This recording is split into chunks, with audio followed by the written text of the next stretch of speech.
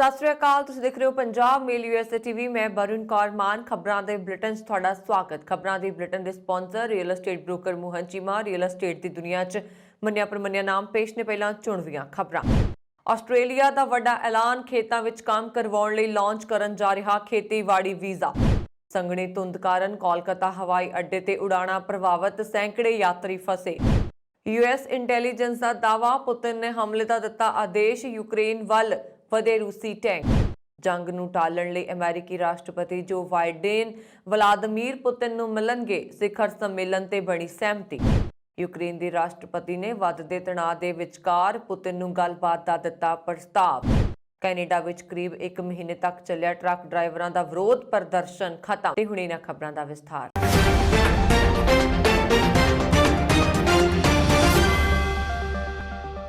Australia ਜਲਦ ਹੀ ਖੇਤਾਂ ਵਿੱਚ ਕੰਮ ਕਰਵਾਉਣ ਲਈ ਖੇਤੀਬਾੜੀ ਵੀਜ਼ਾ ਲਾਂਚ ਕਰਨ ਜਾ ਰਿਹਾ। ਇਸ ਤਹਿਤ ਖੇਤਾਂ ਵਿੱਚ ਕੰਮ ਕਰਨ ਵਾਲਿਆਂ ਨੂੰ ਸੱਦਿਆ ਜਾਵੇਗਾ। ਇਹ ਖੇਤੀਬਾੜੀ ਵੀਜ਼ਾ ਅਕਤੂਬਰ ਵਿੱਚ ਪੇਸ਼ ਕੀਤਾ ਜਾ ਸਕਦਾ ਹੈ। ਖੇਤੀ ਮੰਤਰੀ ਡੇਵਿਡ ਨੇ ਕਿਹਾ ਕਿ ਪਿਛਲੇ ਜੂਨ ਵਿੱਚ ਵੀਜ਼ਾ ਤੇ ਕੰਮ ਸ਼ੁਰੂ ਕੀਤਾ ਗਿਆ ਸੀ, ਪਰ ਹੁਣ ਇਹ ਸਾਰਾ ਮਾਮਲਾ ਵਿਦੇਸ਼ ਮੰਤਰੀ ਮੌਰਿਸ ਪਾਇਨੇ ਨੂੰ ਭੇਜ ਦਿੱਤਾ ਗਿਆ ਹੈ। ਉਮੀਦ ਹੈ ਕਿ ਵਿਦੇਸ਼ ਮੰਤਰੀ ਇਸ ਨੂੰ ਜਲਦ ਹੀ ਸਹਿਮਤੀ ਦੇਵੇਗੀ। ਹਾਲਾਂਕਿ ਜੂਨ ਵਿੱਚ ਇਹ ਵੀਜ਼ਾ ਕੁਝ ਚੋਣਵੇਂ ਦੇਸ਼ਾਂ ਲਈ ਹੋ ਸਕਦਾ ਹੈ। ਇਸ ਸਮੇਂ ਆਸਟ੍ਰੇਲੀਆਈ ਸਰਕਾਰ 4 ਦੇਸ਼ਾਂ ਨਾਲ ਗੱਲਬਾਤ ਕਰ ਰਹੀ ਹੈ। ਇੱਥੇ ਇਹ ਵੀ ਦੱਸਣਯੋਗ ਹੈ ਕਿ ਆਸਟ੍ਰੇਲੀਆ ਸੋਮਵਾਰ ਤੋਂ ਅੰਤਰਰਾਸ਼ਟਰੀ ਸੈਲਾਨੀਆਂ ਦਾ ਸਵਾਗਤ ਕਰਨ ਲਈ ਤਿਆਰ ਹੈ। ਲਗਭਗ 2 ਸਾਲਾਂ ਮਗਰੋਂ ਇਹ ਫੈਸਲਾ ਲਿਆ ਗਿਆ ਹੈ ਕਿਉਂਕਿ ਕੋਵਿਡ ਦੇ ਮਾਮਲੇ ਕਾਫੀ ਘਟੇ ਨੇ। ਬਹੁਤ ਸਾਰੇ ਦੇਸ਼ ਪਾਬੰਦੀਆਂ ਘਟਾ ਰਹੇ ਨੇ। ਦੱਸਦੇ ਕਿ ਕਰੋਨਾ ਵਾਇਰਸ ਕਾਰਨ ਮਾਰਚ 2020 ਵਿੱਚ ਆਸਟ੍ਰੇਲੀਆ ਨੇ ਆਪਣੀਆਂ ਸਰਹੱਦਾਂ ਨੂੰ ਬੰਦ ਕਰ ਦਿੱਤਾ ਸੀ, ਜਿਸ ਤੋਂ ਬਾਅਦ ਨਵੰਬਰ ਤੋਂ ਪੜਾਅਵਾਰ ਢੰਗ ਨਾਲ ਇਸ ਵਿੱਚ ਢਿੱਲ ਦੇਣੀ ਸ਼ੁਰੂ ਕੀਤੀ ਗਈ ਸੀ।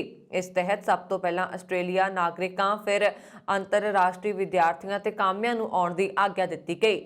ਗੌਰਤਲਬ ਹੈ ਕਿ ਪੱਛਮੀ ਆਸਟ੍ਰੇਲੀਆ, ਜਿੱਥੇ ਕਰੋਨਾ ਵਾਇਰਸ ਦਾ ਪ੍ਰਕੋਪ ਬਹੁਤ ਜ਼ਿਆਦਾ ਸੀ, ਨੇ ਲਗਭਗ 700 ਦਿਨਾਂ ਤੋਂ ਸਖਤ ਸਰਹੱਦਾਂ ਤੇ ਨਿਯੰਤਰਣ ਰੱਖਣ ਤੋਂ ਬਾਅਦ ਫੈਸਲਾ ਕੀਤਾ ਹੈ ਕਿ ਉਹ ਓਮਿਕਰੌਨ ਨਾਲ ਨਜਿੱਠ ਸਕਦਾ ਹੈ ਅਤੇ ਟ੍ਰਿਪਲ ਵੈਕਸੀਨੇਸ਼ਨ ਕਰਵਾਉਣ ਵਾਲੇ ਸੈਲਾਨੀਆਂ ਲਈ ਦੁਬਾਰਾ ਆਪਣੇ ਬਾਰਡਰ ਖੋਲ੍ਹ ਰਿਹਾ।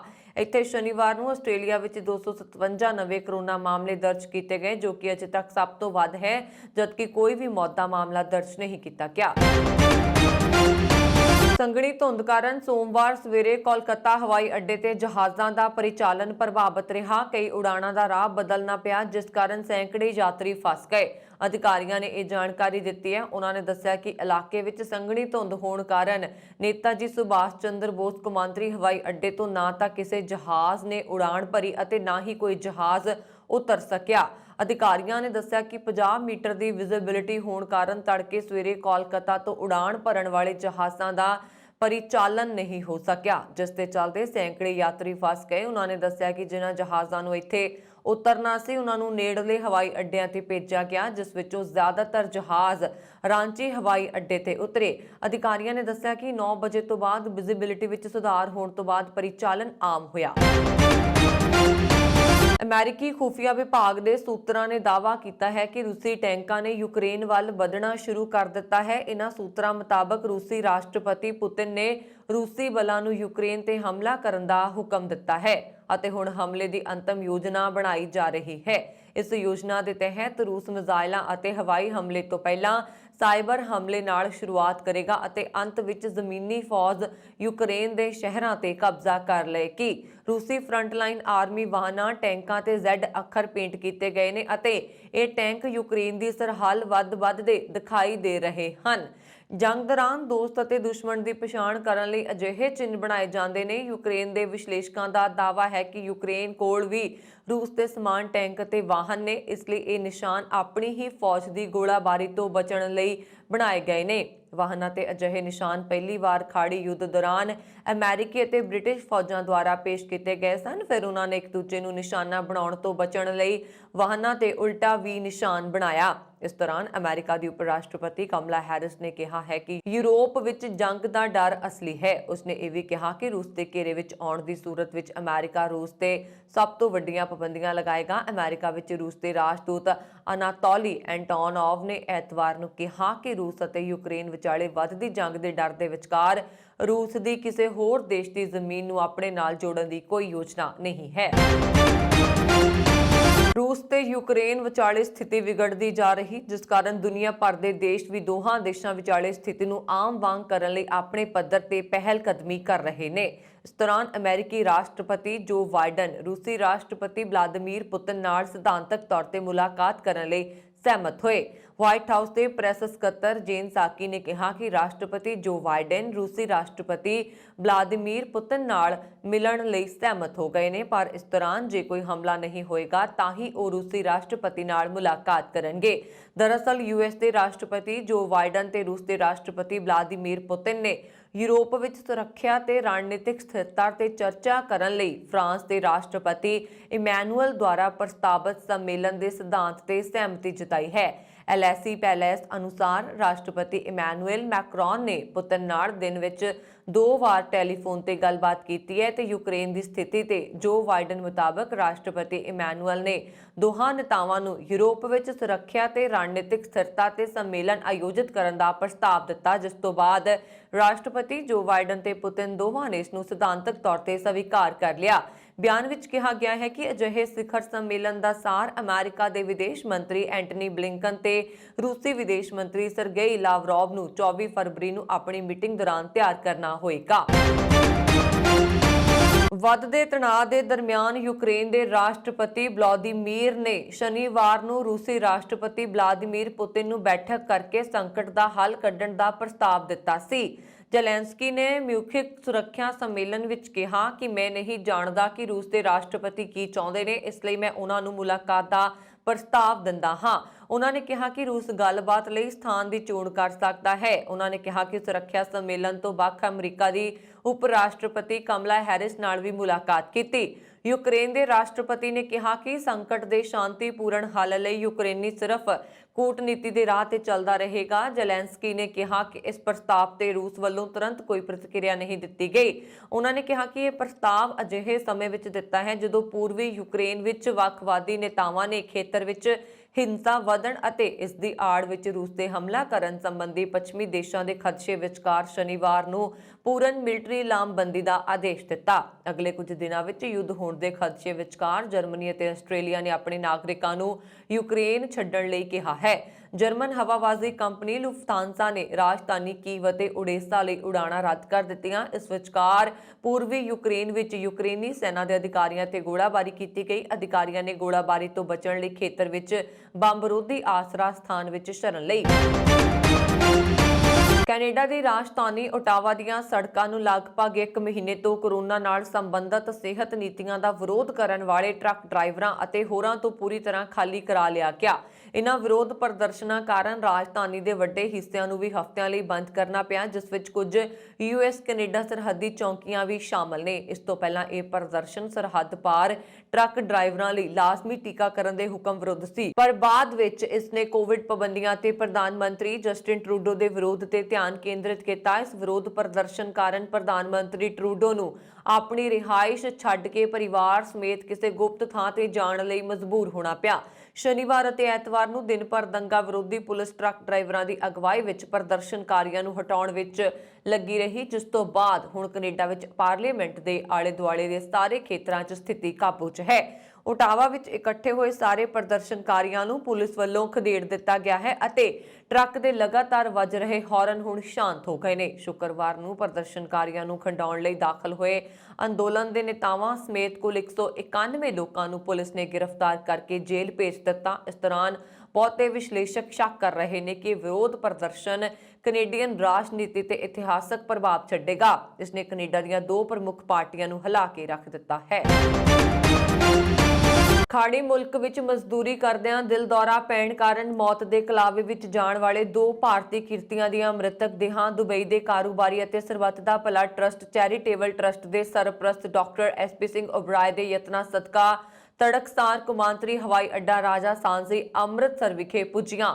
ਦੋਵਾਂ ਦੇਹਾਂ ਦਾ ਸੰਸਕਾਰ ਕਰ ਦਿੱਤਾ ਗਿਆ ਹੈ। ਜ਼ਿਲ੍ਹਾ ਮੋਹਾਲੀ ਦੀ ਤਹਿਸੀਲ ਖਰੜ ਦੇ ਵਸਨੀਕ ਸੁਸ਼ੀਲ ਜਾਦਵ ਤੇ ਜ਼ਿਲ੍ਹਾ ਪਟਿਆਲਾ ਦੇ ਪਿੰਡ ਜੱਸੋ ਮਾਜਰਾ ਦੇ ਵਾਸੀ ਮਨਪ੍ਰੀਤ ਸਿੰਘ ਦੀਆਂ ਦੇਹਾਂ ਲੈਣ ਅਨਿਲ ਯਾਦਵ ਤੇ ਗੁਰਵਚਨ ਸਿੰਘ ਪੁੱਜੇ ਸਨ। ਦੋਵਾਂ ਨੇ ਭਰੇ ਗੱਚ ਨਾਲ ਦੱਸਿਆ ਕਿ ਪਰਿਵਾਰਾਂ ਹੱਥੋਂ ਖੁੱਸਣ ਵਾਲੇ ਇਹ ਦੋਵੇਂ ਨੌਜਵਾਨ ਹਾਲੇ ਕੁਆਰੇ ਸਨ। ਅਨਿਲ ਨੇ ਦੱਸਿਆ ਕਿ ਉਹਨਾਂ ਦਾ ਪਿਛੋਕੜ ਉੱਤਰ ਪ੍ਰਦੇਸ਼ ਦੇ ਜ਼ਿਲ੍ਹਾ ਮਾਓ ਨਾਲ ਹੈ।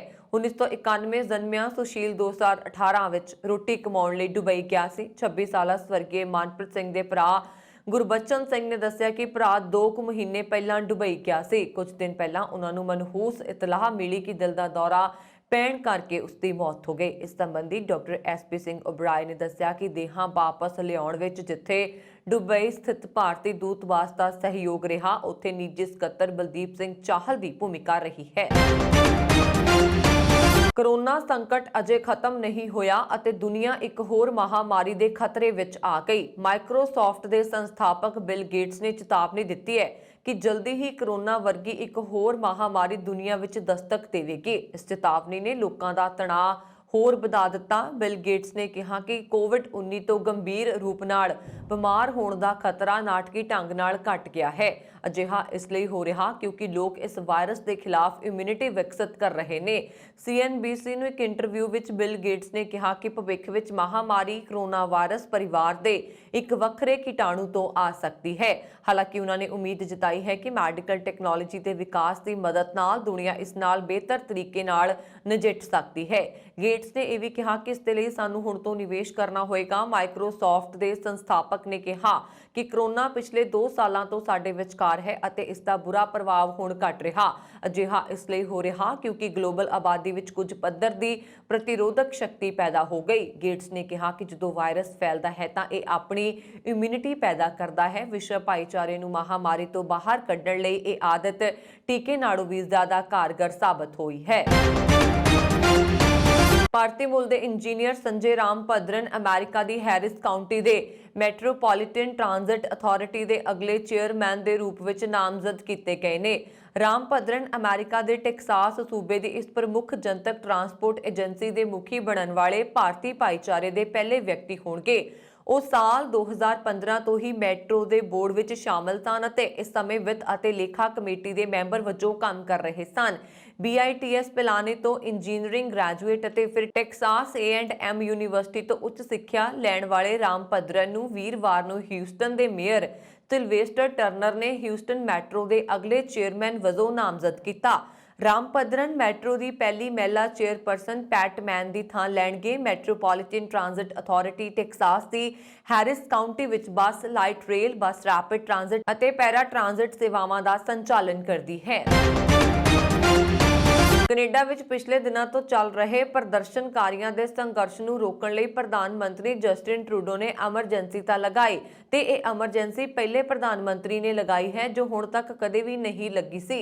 ਇਸ ਦੇ ਵਿਰੋਧ ਵਿੱਚ ਜਾਂ ਨਾਗਰਿਕਾਂ ਦੇ ਹੱਕ 'ਚ ਉਲਟਾਂ ਹੋ ਰਹੀ ਧੱਕੇਸ਼ਾਹੀ ਨੂੰ ਲੈ ਕੇ ਅਲਬਰਟਾ ਦੇ ਮੁੱਖ ਮੰਤਰੀ ਨੇ ਕਿਹਾ ਹੈ ਕਿ ਉਹ ਅਦਾਲਤ ਵਿੱਚ ਐਮਰਜੈਂਸੀ ਖਿਲਾਫ ਅਪੀਲ ਕਰਨਗੇ। ਇਸ ਨੂੰ ਆਪਣੇ ਸੂਬੇ ਵਿੱਚ ਲਾਗੂ ਨਾ ਹੋਣ ਦੇ ਅਦਾਲਤ ਤੋਂ ਹੁਕਮ ਲੈਣਗੇ। ਉਹਨਾਂ ਨੇ ਕਿਹਾ ਕਿ ਅਸੀਂ ਪਹਿਲਾਂ ਵੀ ਦੱਸ ਚੁੱਕੇ ਹਾਂ ਕਿ ਕੈਨੇਡਾ 'ਚ ਹਾਲਾਤ ਖਰਾਬ ਹੋ ਰਹੇ ਨੇ ਜਿਨ੍ਹਾਂ ਦਾ ਆਮ ਲੋਕਾਂ ਤੇ ਬੁਰਾ ਅਸਰ ਪੈ ਰਿਹਾ। ਇਹ ਗੱਲ ਅਲਬਰਟਾ ਦੇ ਮੁੱਖ ਮੰਤਰੀ ਜੈਸਨ ਕੈਨੀ ਨੇ ਕਹੀ ਹੈ। ਬ੍ਰਿਟੇਨ ਦੀ ਮਹਾਰਾਣੀ ਐਲਿਜ਼ਾਬੈਥ ਵੀ ਹੁਣ ਕੋਰੋਨਾ ਪੀੜਤ ਹੋ ਗਏ ਨੇ। ਉਹਨਾਂ ਦਾ ਕੋਵਿਡ-19 ਟੈਸਟ ਪੋਜ਼ਿਟਿਵ ਪਾਇਆ ਗਿਆ। ਬੰਗਿੰਗਮ ਪੈਲੇਸ ਨੇ ਇਸ ਗੱਲ ਦੀ ਪੁਸ਼ਟੀ ਕੀਤੀ ਹੈ। ਬੰਗਿੰਗਮ ਪੈਲੇਸ ਨੇ ਜਾਰੀ ਬਿਆਨ ਵਿੱਚ ਕਿਹਾ ਕਿ ਮਹਾਰਾਣੀ ਹਲਕੇ ਠੰਡ ਵਰਗੇ ਲੱਛਣਾਂ ਦਾ ਅਨੁਭਵ ਕਰ ਰਹੇ ਸਨ। ਉਹਨਾਂ ਦੀ ਡਾਕਟਰਾਂ ਵੱਲੋਂ ਦੇਖਭਾਲ ਕੀਤੀ ਜਾ ਰਹੀ ਹੈ ਪਰ ਆਉਣ ਵਾਲੇ ਹਫ਼ਤੇ ਵਿੱਚ ਵਿੰਡਸਰ ਵਿਖੇ ਉਹਨਾਂ ਵੱਲੋਂ ਆਪਣੀਆਂ ਸੇਵਾਵਾਂ ਜਾਰੀ ਰੱਖਣ ਦੀ ਉਮੀਦ ਹੈ। ਜ਼ਿਕਰਯੋਗ ਹੈ ਕਿ ਇਸ ਤੋਂ ਪਹਿਲਾਂ ਪ੍ਰਿੰਸ ਚਾਰਲਸ ਅਤੇ ਉਹਨਾਂ ਦੀ ਪਤਨੀ ਕੈਮਿਲਾ ਵੀ ਕੋਰੋਨਾ ਪੋਜ਼ਿਟਿਵ ਪਾਏ ਗਏ ਸਨ। ਭਾਰਤੀ ਅਮਰੀਕੀ ਜੱਜ ਮਨੀਸ਼ ਸ਼ਾਹ ਨੇ ਪਾਕਿਸਤਾਨ ਦੇ ਰਾਵਲਪਿੰਡੀ ਦੇ 33 ਸਾਲਾ ਮੁਹੰਮਦ ਅਤੀਕ ਨੂੰ 12 ਸਾਲ ਕੈਦ ਦੀ ਸਜ਼ਾ ਸੁਣਾਈ ਹੈ ਅਤੇ ਲਗਭਗ $48 ਮਿਲੀਅਨ ਦਾ ਮੁਆਵਜ਼ਾ ਦੇਣ ਦਾ ਹੁਕਮ ਦਿੱਤਾ। ਨਿਆਂ ਵਿਭਾਗ ਨੇ ਇੱਕ ਬਿਆਨ ਵਿੱਚ ਕਿਹਾ ਕਿ ਇਸ ਤੋਂ ਇਲਾਵਾ ਅਮਰੀਕਾ ਦੇ ਇਲੀਨੋਇਸ ਦੇ ਉੱਤਰੀ ਜ਼ਿਲ੍ਹੇ ਵਿੱਚ ਜੱਜ ਸ਼ਾਹ ਨੇ $2.4 ਮਿਲੀਅਨ ਦੇ ਕੈਸ਼ੀਅਰ ਚੈੱਕ ਅਤੇ $1 ਮਿਲੀਅਨ ਤੋਂ ਵੱਧ ਦੀ ਨਕਦੀ ਜ਼ਬਤ ਕਰਨ ਦਾ ਹੁਕਮ ਦਿੱਤਾ। ਅਦਾਲਤੀ ਦਸਤਾਵੇਜ਼ ਦੇ ਅਨੁਸਾਰ ਅਤੀਕ ਨੇ ਹੋਮ ਹੈਲਥ ਕੇਅਰ ਕੰਸਲਟਿੰਗ ਦੇ ਇਸਲਾਮਾਬਾਦ ਦਫ਼ਤਰ ਵਿੱਚ ਕੰਮ ਕੀਤਾ, ਇੱਕ ਅਜਿਹੀ ਸੰਸਥਾ ਜੋ ਇਲੀਨੋਇਸ, ਇੰਡੀਆਨਾ, ਨੇਵਾਡਾ ਅਤੇ ਟੈਕਸਾਸ ਵਿੱਚ ਸਥਿਤ 20 ਤੋਂ ਵੱਧ ਘਰੇਲੂ ਸਿਹਤ ਏਜੰਸੀਆਂ ਲਈ ਮੈਡੀਕੇਅਰ ਬਿਲਿੰਗ ਅਤੇ ਇਲੈਕਟ੍ਰੋਨਿਕ ਮੈਡੀਕਲ ਰਿਕਾਰਡਾਂ ਦੀ ਦੇਖਭਾਲ ਨੂੰ ਕੰਟਰੋਲ ਕਰਦੀ ਹੈ। ਡੀਓਜ਼ੇ ਨੇ ਕਿਹਾ ਕਿ ਹੋਮ ਹੈਲਥ ਕੇਅਰ ਕੰਸਲਟਿੰਗ ਤੇ ਕੰਮ ਕਰਦੇ ਹੋਏ ਅਤੀਕ ਨੇ ਅਮਰੀਕਾ ਵਿੱਚ ਘਰੇਲੂ ਸਿਹਤ ਏਜੰਸੀਆਂ ਨੂੰ ਹਾਸਲ ਕਰਨ ਤੇ ਪ੍ਰਬੰਧਨ ਕਰਨ ਲਈ ਨੀਲੇਸ਼ ਪਟੇਲ, ਸੰਜय ਕਪੂਰ ਅਤੇ ਰਾਜੇਸ਼ ਦੇਸਾਈ ਸਮੇਤ ਕਈ ਤਰ੍ਹਾਂ ਦੀਆਂ ਜਾਲੀ ਪਛਾਣਾਂ ਦੀ ਵਰਤੋਂ ਕੀਤੀ। ਇਸ ਵਾਰ ਜਦੋਂ ਏਜੰਸੀਆਂ ਅਤੀਕ ਦੇ ਕੰਟਰੋਲ ਵਿੱਚ ਸਨ ਤਾਂ ਉਸਨੇ ਏਜੰਸੀਆਂ ਨੂੰ ਘਰੇਲੂ ਸਿਹਤ ਸੇਵਾਵਾਂ ਲਈ ਮੈਡੀਕੇਅਰ ਨੂੰ ਧੋਖਾਧੜੀ ਵਾਲੇ ਦਾਅਵੇ ਪੇਸ਼ ਕਰਨ ਲਈ ਵਰਤਿਆ। ਨਤੀਜੇ ਵਜੋਂ ਉਹਨਾਂ ਸੇਵਾਵਾਂ ਲਈ $40 ਮਿਲੀਅਨ ਤੋਂ ਵੱਧ ਦਾ ਭੁਗਤਾਨ ਹੋਇਆ ਜੋ ਕਦੇ ਪ੍ਰਦਾਨ ਨਹੀਂ ਕੀਤਾ ਗਿਆ ਸੀ।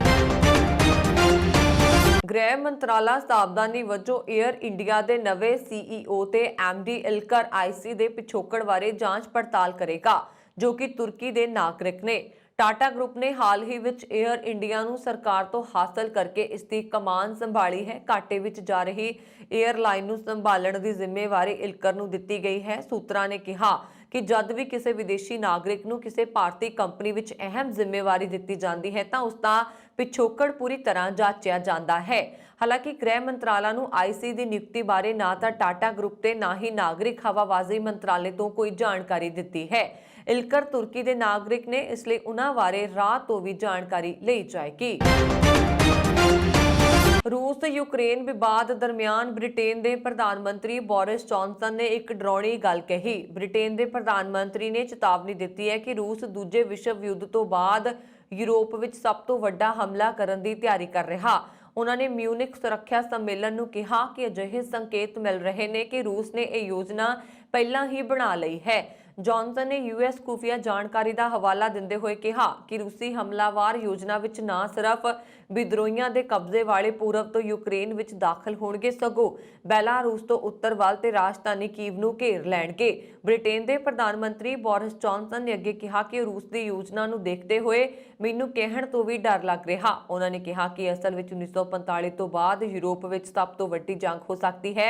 जॉनसन ने कहा कि लोकां नूं इह समझण दी लोड़ है कि इस जंग विच रूस ते यूक्रेन दोवां 'च बहुत सारियां जानां जा सकदियां ने।